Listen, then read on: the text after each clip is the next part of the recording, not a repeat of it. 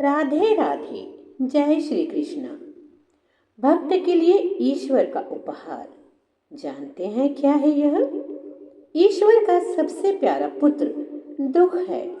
इसे संभाल कर रखने का दायित्व भगवान अपने भक्तों को ही सौंपते हैं।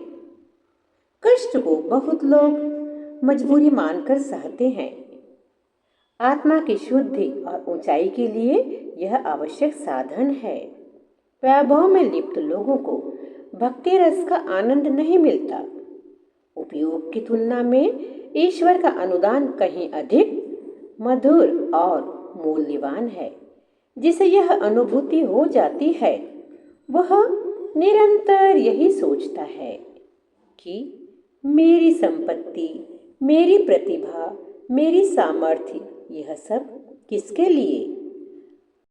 जो भक्त होता है ना, तो भक्त का तो एक ही उत्तर होता है, दुर्बलों को समर्थ बनाने में, पिछड़ों को आगे बढ़ाने में और गिरे हुओं को उठाने में।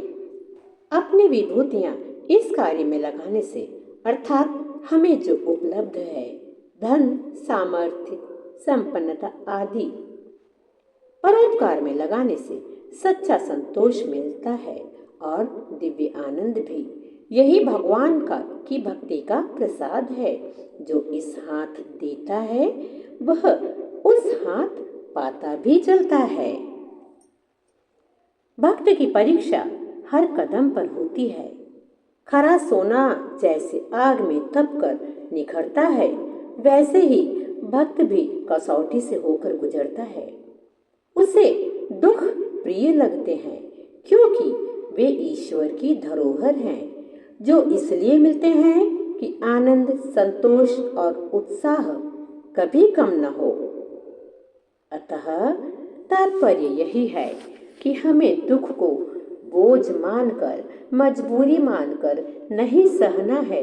दुख तो ईश्वर का दिया हुआ एक उपहार है, जो ईश्वर की भक्ति में लीन रहते हुए प्रेम और धैर्य के साथ सहने से हमें ईश्वर की कृपा प्राप्त होती है।